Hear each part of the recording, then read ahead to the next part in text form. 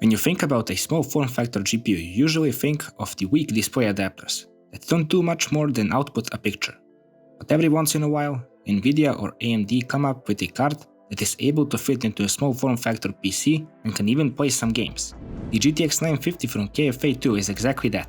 While not really the most powerful low-profile card out there, certainly one of the more capable ones. Spec-wise, this card is basically the same as the regular 950, with a very important tweak: no additional power requirement, since this model only consumes 75 watts, compared to the 90 watts the regular 950 draws. Another quite interesting thing about this model is the heatsink. If you didn't already notice, it's extremely thick for a card this small. Therefore, the weight of the card comes dangerously close to a RX 570, which is double the size of the 950. But this is something that is certainly required in order for such a relatively powerful GPU to fit into such a small form factor. The card may be really nice to look at and interesting to talk about, but has the GTX 950 still something left for 2023? Well, there is only one way to find that out, and that will be in the benchmarks. I didn't really bother benchmarking Uncharted 4 on the 950, since it's more than apparent that the game doesn't run well on the card, even with heavily reduced settings. Therefore, I just wanted to show you the worst performing game on this card for the benchmark list. Let's move on to some better performing titles. At the time of the card's release, The Witcher 3 was a freshly released title. 8 years later, and in its new remastered edition, The Witcher 3 runs at the console like 30 FPS, with the Full HD resolution and all the settings turned all the way down.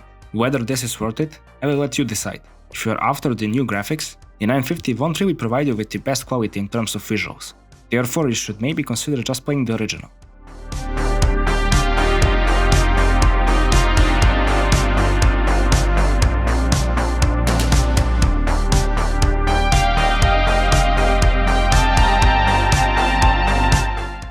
The main upside of the 900 series is the full DirectX 12 support.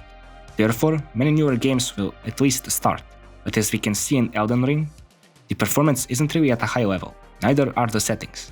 For some of you, this may be just about playable, but in my opinion, this just isn't a nice gameplay experience.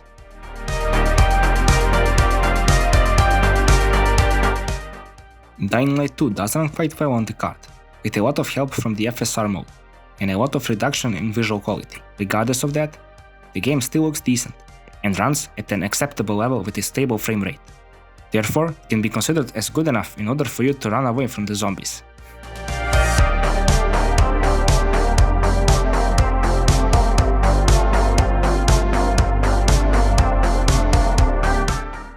Another surprising result in my opinion came with the Mafia Remake. Although being on the edge of 30 FPS most of the time, it's quite a consistent experience. And there's of course the option to reduce the resolution, but in my opinion, 1080p works just fine at such a console-like frame rate. I could enjoy the game this way without a problem.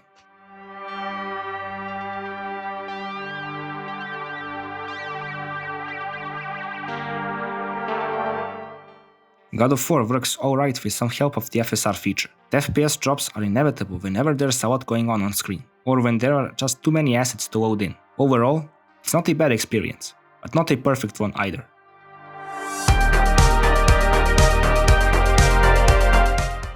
Speaking about not so perfect experiences, Far Cry 6 certainly is one of them. Even with the absolute lowest settings you can select, in the most advanced FSR mode, the card struggles to hit even 30 FPS consistently.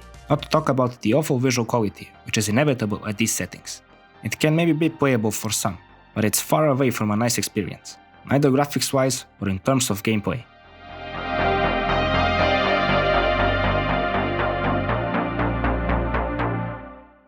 I have tested enough older Nvidia cards to confirm that the Vulkan API isn't really their stronger side. The easiest way to exploit this is in Doom Eternal. As you can see, the FPS barely goes above the 30s, falling below that a lot. Not to talk about the graphical glitches you can see on a lot of assets, in the form of texture flickering. Needless to say, the older AMD cards work a lot better with the Vulkan API, and no amount of upscaling technology can save the Nvidia GPUs.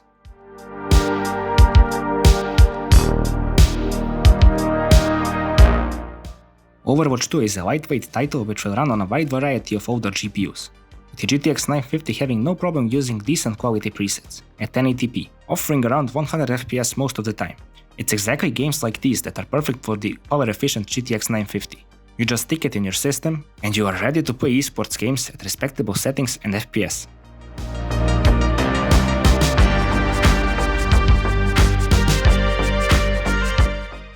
This specific model of the GTX 950 deserves a lot of praise for its efficiency, quietness, and temperatures, but in terms of performance, it isn't really up to the task of running the latest and greatest titles at a consistent frame rate with decent visual quality. Of course, there are instances like the Mafia Remake or Dying Light 2 where the card really offered a somewhat decent experience. Yet again, in a lot of other titles, it struggled a lot.